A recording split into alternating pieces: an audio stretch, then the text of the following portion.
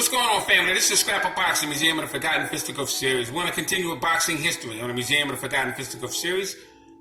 And we're going to talk about James Figgs. Now, James Figgs was the first heavyweight champion in boxing history. He was born 1695 in Oxfordshire, England.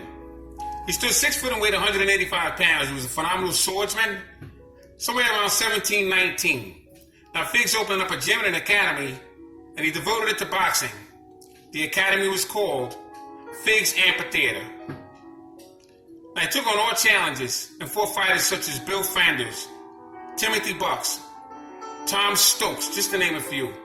Around 1720, James Figgs fought Ned Sutton. Now, he fought him 3 times. He won 3 bouts. Now, the first fight that they fought with carapace gloves. That was basically gloves with spikes on them. He won that fight, and then they fought the other 2 fights barefisted. James Figgs died December 8, 1734. Now, side note, James Figgs also fought a fighter by the name of Chris Clarkson. He fought him in a fence battle. That battle took an hour and a half to complete. Little did they know that James Figgs' specialty was fencing. He was a phenomenal fighter during that time. First heavyweight champion in boxing history, James Figgs. Now I want to talk about Benjamin Count. Benjamin Count was born in Hawksnell, Torknell, England. He weighed 210 pounds and stood 6 foot 2 and a half inches. They fought from July 21st, 1835 to September 22nd, 1857. Now, he fought fighters such as Nick Ward, Bendigo, Bill Grassley. Outstanding fighter at that time was Benjamin Count. He died September 10th, 1861. Died of pneumonia. Now, boxing began in 1681. And during that time, you had several fighters trying to make the game. Now, during this time, you had fighters who would pick you up and body slam you. They would eye gouge. They would kick you in the knee. Kick you between your legs. They would snuff you from behind. And this went on for hours upon hours. So they got to a point where they had to come up with some rules. And it was called the Marksworth of Queensberry. And that was published 1867. And some of the rules were you would have a 24-foot ring. And that was mandatory. There was no wrestling, no hugging. And this put a lot of fighters out of business. Because for years, that's what you had. For example, Daniel Mendoza. He was born July 5th, 1764. He was born in London. He was the first Jewish champion. Now, he stood 5 foot 7 inches and weighed 160 pounds. Like I said, he was the first Jewish champion, wound up becoming a heavyweight champion. He was the 16th heavyweight champion to come out of England. And he was the father of the scientific way of boxing. And after him, you had fighters such as Benny Vogler and Benny Leonard and Gene Tunney, Ray Robinson, Muhammad Ali, and Barney Ross. Now, Jim Corbett and Joe Chowinski get credit for that. But Daniel Mendoza was the father of scientific boxing. Now, Daniel Mendoza defeated fighters such as John Horn, Harry Davis, Thomas Wilson, John Lloyd, John Hand, Tom Meeks, Bill Move, Win Cannon, George Hoist, and George Smith. Between 1789 and 1791, he fought a fighter by the name of Richard Hampshire. Now, Richard Hampshire faced Daniel Mendoza September 27th, 1790, 15 minutes. Daniel Mendoza would win. He laid claim to the heavyweight championship bout, when Richard Hashel would retire. Very good fighter was Daniel Mendoza. He fought on May 6, 1789, January 9th, 1788, and September 29th, 1790. Now, unfortunately for Daniel Mendoza, after becoming an instructor when he retired from boxing, he died September 3rd, 1836. Very good fighter was Daniel Mendoza. Let's take a look at Benjamin Count, 1891. He was a champion of England. He weighed over 200 pounds and stood 6 foot inches tall. He fought the best, such as Nicholas, Ward, Butler, and Bendigo, all greats of his time. I just want to show you Benjamin Count.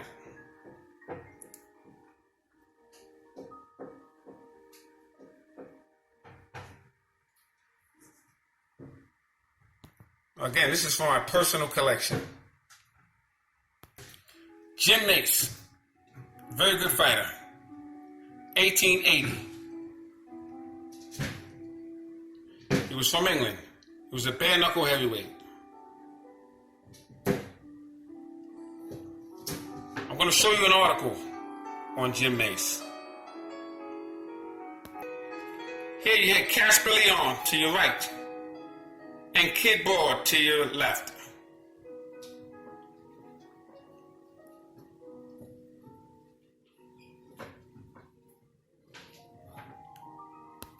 And here you have Frank Ambrose Murray, otherwise known as Yankee Sullivan.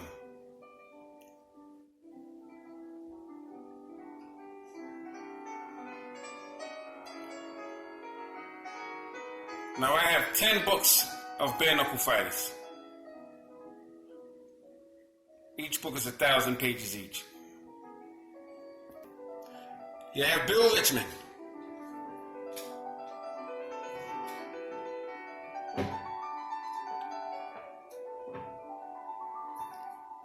Now he was first sent to fight Tom Cribb. And he would have a protege by the name of Tom Molyneux,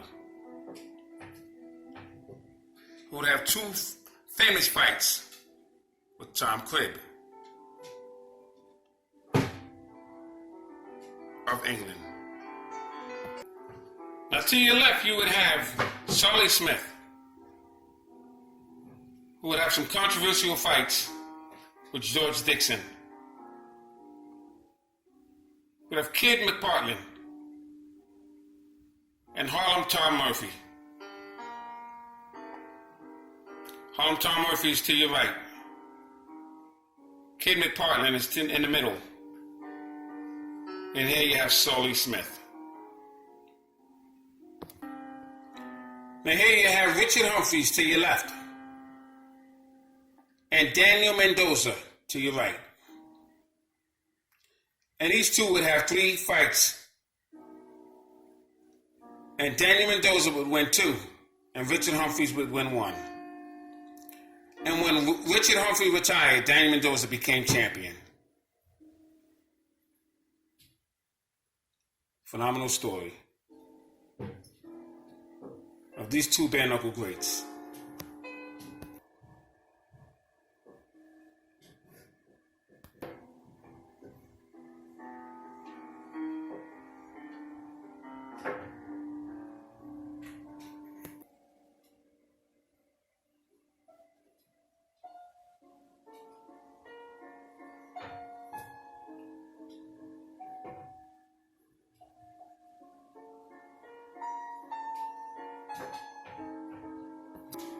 Now I want to show you something. Now what you were looking at for a moment ago was called The World. It was a New York paper that came out in 1927, this particular article. Sunday, February 27th, 1927. Now they were setting up, Gene Tunney had just defeated Jack Dempsey. And he was about to retire. And I want to show you an article of the way boxing used to be. Let's take a good look at this picture here. I'm showing so much memorabilia in my collection to you. That's how much I appreciate my subscribers. Now, the interior of the 5 courts. Old prints from the history of the prize ring. The heavyweight boxing contest, now being held with the object of selecting a challenger for the World Heavyweight Championship crown worn by Gene Tunney, have created unusual interest in pugilism. The sport, which dates back to the time of the ancient Greeks and Romans, and which for the past 2 years has numbers its followers by the millions. Now I'm reading this without glasses, so bear with me. The 3 prints we produced on this page by courtesy of Yale Club, which owns the original portraits, which might be called Cradle of Modern Pugilism, and 2 of the distinguished holders of the heavyweight championship, the 5 courts show above, through the latter parts of the 18th and a large part of the 19th centuries, was the natural of the National British Sporting Club. It is shown as it appears in 1821, and about pictured is a sparring match between Randall and Turner, 2 leading heavyweights of that period. Now referring to these 2 men here, Randall to your left and Cunningham to your right. Now I'm showing you this article for a point. The heavyweights of that period. Now at the left you have Jim Mace. Okay, this is Jim Mace. So Jim Mace was born 1831 and he died 1911.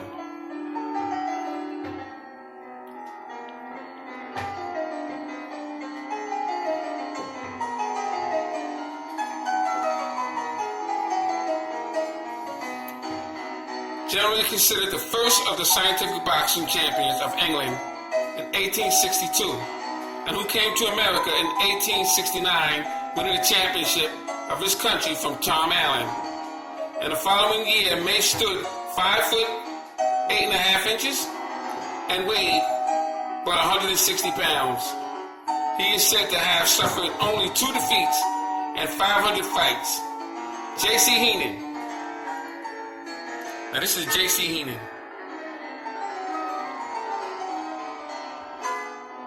J.C. Heenan was born 1835 and he died 1873. Let me step down here for a moment. I want to show you something here.